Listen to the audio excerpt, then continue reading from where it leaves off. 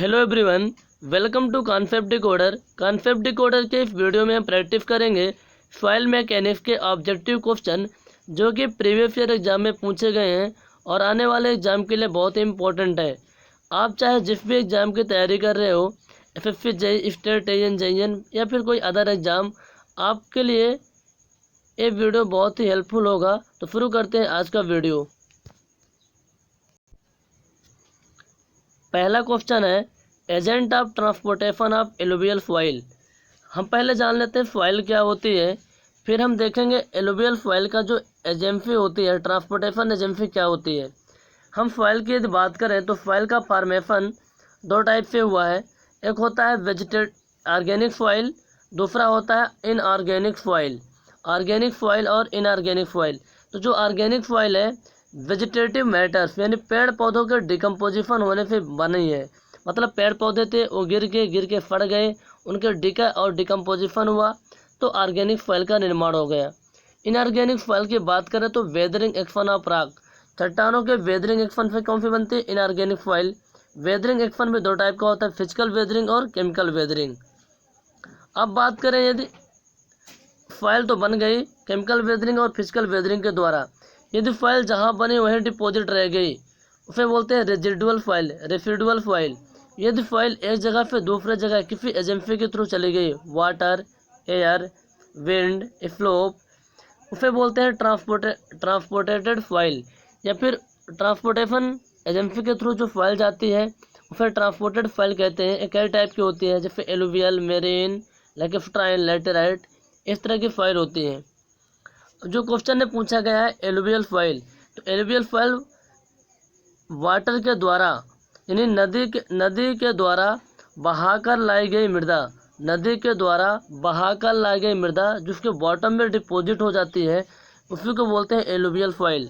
ध्यान से सुनो, नदी के द्वारा यानी रिवर्स के द्वारा बहाकर लाई गई मृदा जो उसके बॉटम में डिपॉजिट हो जाती है उसे बोलते हैं एलुवियल सॉइल। तो इसका आंसर क्या हो जाएगा? वाटर। हम बात करें विंड की तो एलोइन सॉइल होता है, हवा के द्वारा जो मृदा बहाकर लाई जाती है, फिर हवा के फ्लो के द्वारा मिट्टी जो आती है, हवा के द्वारा जो मिट्टी आती है किस स्थान से दूसरे स्थान तक पहुंचती है उसे बोलते हैं एलोइन सॉइल। इसी तरह यदि ग्रेविटी के द्वारा, यदि उसका जो ट्रांसपोर्टेटेड एजेंट जो है ना, ट्रांसपोर्टेशन जो एजेंट है वो यदि मान लो ग्रेविटी के द्वारा मिट्टी एक स्थान से दूसरे स्थान तक जा रही है उसे बोलते हैं कोलोवियल सॉइल।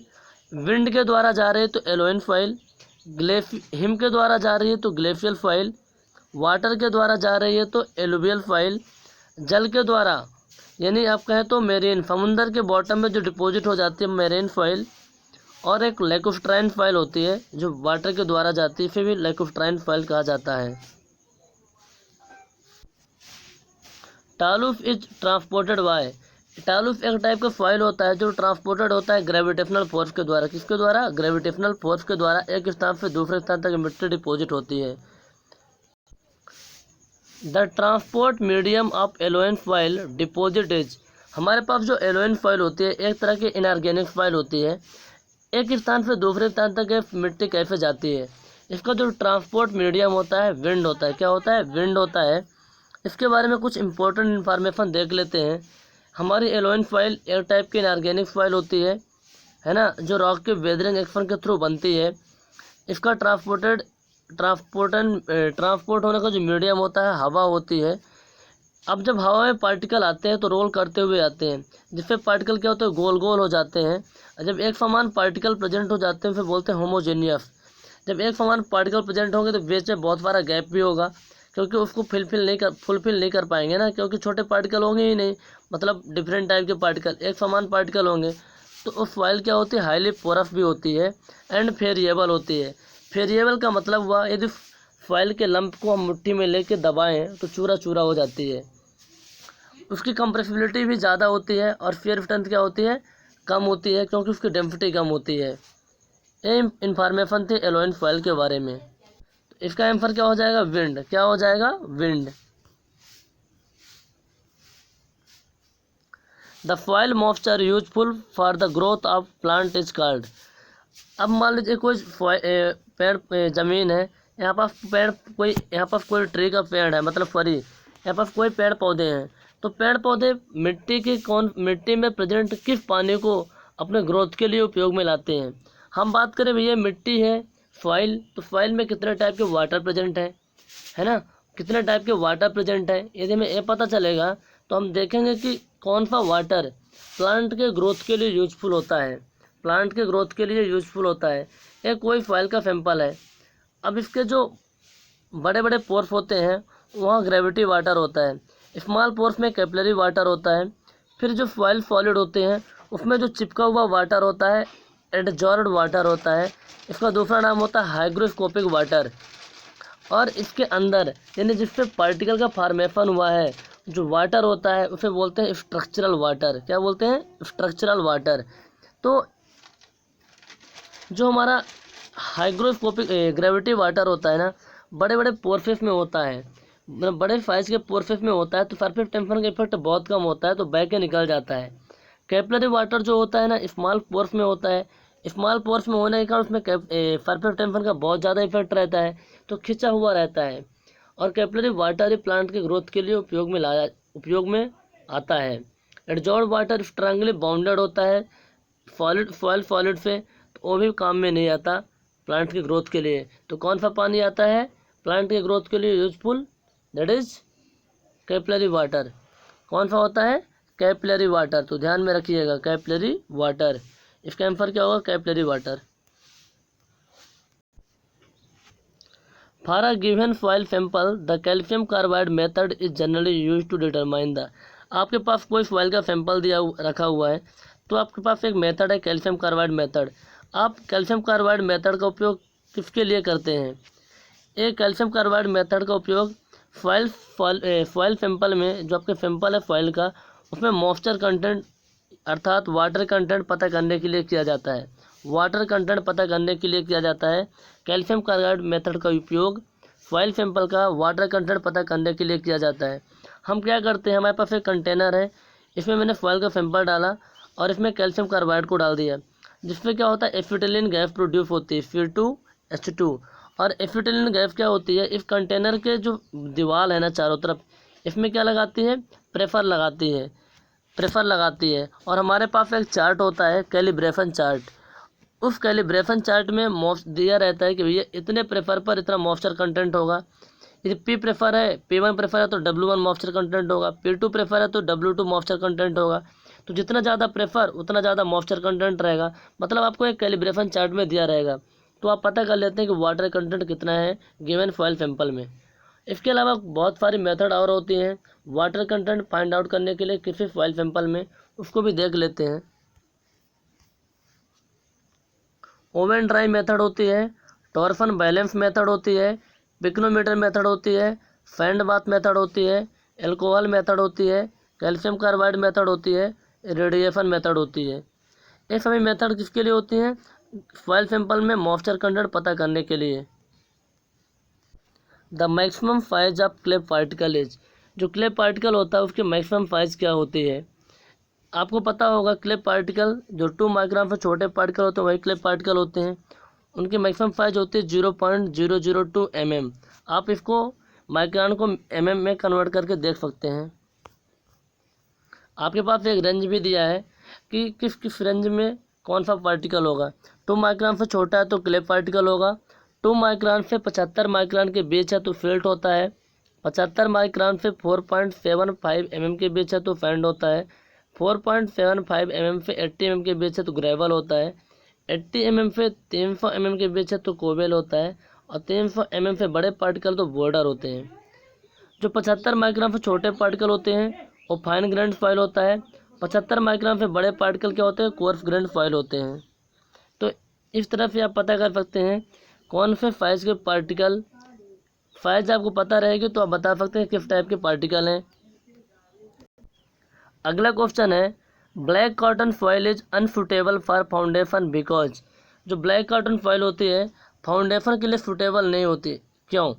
तो इसका आंसर पता करने के लिए हम देख लेते हैं ब्लैक कॉटन सॉइल क्या होती है, इसके अंदर कौन सा मिनरल प्रेजेंट होता है, और हम इसको फाउंडेशन के लिए उपयोग क्यों नहीं ला सकते, फाउंडेशन के लिए इसको उपयोग में क्यों नहीं ला सकते। देखो ब्लैक कॉटन जो सॉइल होती है ना, इसके अंदर एक मिनरल पाया जाता है, क्ले मिनरल, जिसका भैया नाम है मोंट मोरेल्लोनाइट। क्या नाम है? मोंट मोरेल्लोनाइट। और ये जो मोंट मोरेल्लोनाइट होता है ना, इसकी सरफेस एरिया बहुत ज़्यादा होती है। अब जब इसकी सरफेस एरिया बहुत ज़्यादा होगी तो वाटर का अटैचमेंट बहुत ज़्यादा होता है, वाटर का अटैचमेंट बहुत ज़्यादा होगा, मतलब वाटर इसके सरफेस में बहुत ज़्यादा चिपक जाता है। और जब वाटर बहुत ज़्यादा चिपक जाएगा तो उसमें स्वेलिंग होगी, और जब वाटर सूख जाएगा तो फ्रिंकेज होगा। मतलब जिस मिट्टी में मोंट मोरेल्लोनाइट पाया जाएगा ना, उस मिट्टी की ऐसी तैसी हो जाती है, मतलब फेलिंग और फ्रिंकेज होता रहता है। कभी फेलिंग होगा तो कभी फ्रिंकेज होगा। जब पानी चिपक जाएगा तो फेलिंग होगी, जब पानी सूख जाएगा तो फ्रिंकेज हो जाता है।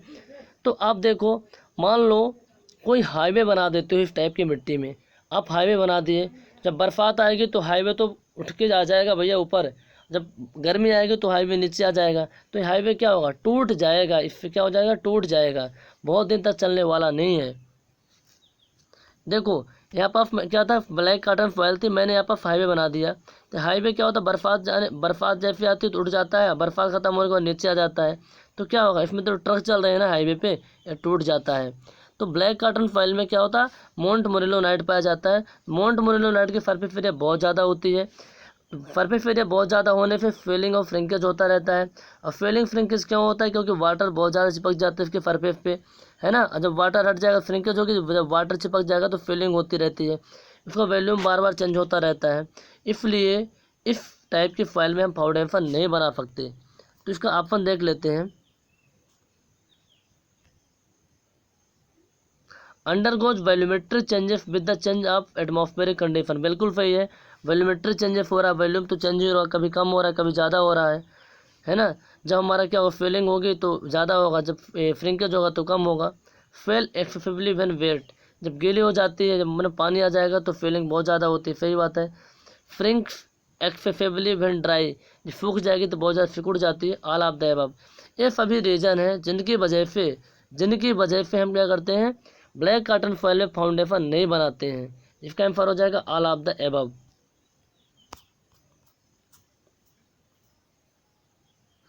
ब्लैक कॉटन फॉयल के बारे में कुछ और देख लेते हैं, इंफॉर्मेशन जो इम्पोर्टेंट है। इसका जो फॉर्मेशन होता है केमिकल वेदरिंग से होता है, बेसॉल्ट रॉक्स पे, है ना। हाईली सुटेबल होती है कॉटन यानी ऊन वगैरह उगाने के लिए। इसमें बहुत ज़्यादा हाई फेलिंग होती है, फ्रिंकेज फेलिंग की प्रॉब्लम होती है। मोंट मोरेल्लोनाइट पाया जाता है, बता ही दिया। हाँ देखो अब क्या होगा, इसकी फेयर स्ट्रेंथ बहुत कम होती है, फेयर स्ट्रेंथ कम होती है, बेयरिंग स्ट्रेंथ भी कम होती है, और कंप्रेसिबिलिटी बहुत ज़्यादा होती है। अगला क्वेश्चन है, कोहेजन लिफ फॉयल क्या होती है? कोहेजन लिफ फॉयल क्या होती है? देखो हम कोहेजन लिफ फॉयल की बात कर रहे थे। कोहेजन का मतलब क्या होता है, एडहेशन का मतलब क्या होता है? सेम नेचर के पार्टिकल के बीच यदि स्टिकनेस, है ना, सेम नेचर के पार्टिकल के बीच जो चिपचिपाहट होती है, अट्रैक्शन होता है, स्टिकनेस होता है, फिर कोहेजन बोलते हैं। और डिफरेंट टाइप के दो पार्टिकल हैं, उनके बीच जो स्टिकनेस है, जो चिपचिपाहट है, जो अट्रैक्शन, उसे बोलते हैं एडहेशन। तो कोहेजन लिफ मतलब जिसमें कोहेजन ना हो, जिसमें दो पार्टिकल के बीच क्या हो, अट्रैक्शन ना हो, वो कौन से पार्टिकल होते हैं सैंड के पार्टिकल। सैंड के दो पार्टिकल हैं, उनके बीच स्ट्रक्चर नहीं, मतलब स्टिकनेस नहीं होता है ना। क्ले और फ्लिट, जबकि क्या होती है, क्ले में बहुत ज़्यादा अट्रैक्शन होता है, फ्लिट में तो बहुत कम होता है, लेकिन होता है थोड़ा बहुत, और सैंड में बिल्कुल भी नहीं होता है। तो कोहेजन लेस हो गई, मतलब इनके दो पार्टिकल के बीच में क्या होगा, दो पार्टिकल के बीच में क्या होगा, स्टिकनेस नहीं होती। और सैंड के बारे में कुछ इंपॉर्टेंट इन्फॉर्मेशन और आप देखना चाहते हो तो देख लो। सैंड में क्या होता है, फिर साइज रेंज पता होगी आपको, 2 माइक्रोन से छोटे क्ले होते हैं, 2 माइक्रोन से 75 माइक्रोन के बीच फिल्ट होती है, 75 माइक्रोन से 4.75 mm के बीच जो पार्टिकल होते हैं सैंड पार्टिकल होते हैं। यानी सैंड पार्टिकल जो होते हैं ना 4.75 mm की स्पीड से क्या होते हैं, पास हो जाते हैं, क्या होते हैं, पास हो जाते हैं।